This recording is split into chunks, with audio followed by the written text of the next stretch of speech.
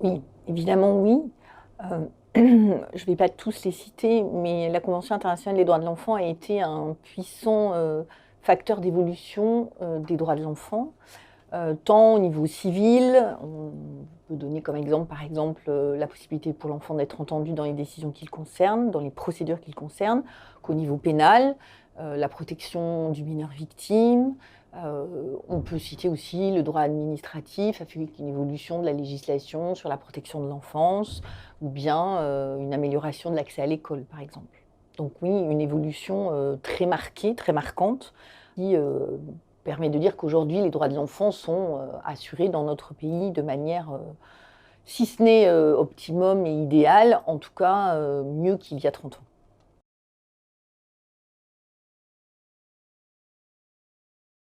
Je crois que la question la plus importante, c'est la maltraitance des enfants.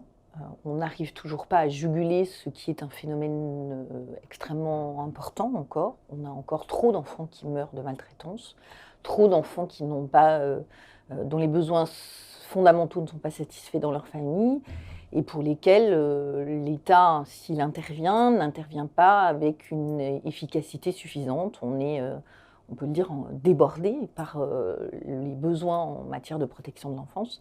Mais je sais que nos gouvernants sont tout à fait conscients du problème et qu'ils essayent de le juguler. On peut citer d'autres exemples, comme par exemple le fait que certains enfants aujourd'hui encore ne sont pas enregistrés à l'état civil, euh, ou bien qu'il reste encore des difficultés d'accès à l'école ou à l'éducation pour certains enfants, notamment malades ou en situation de handicap.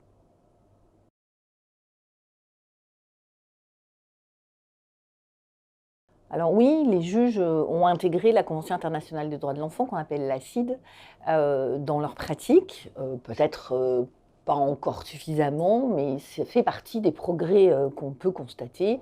Aujourd'hui, la Convention internationale des droits de l'enfant, et particulièrement le principe de la primauté de l'intérêt supérieur de l'enfant, est devenu un principe matriciel dans toutes les décisions qui concernent les enfants.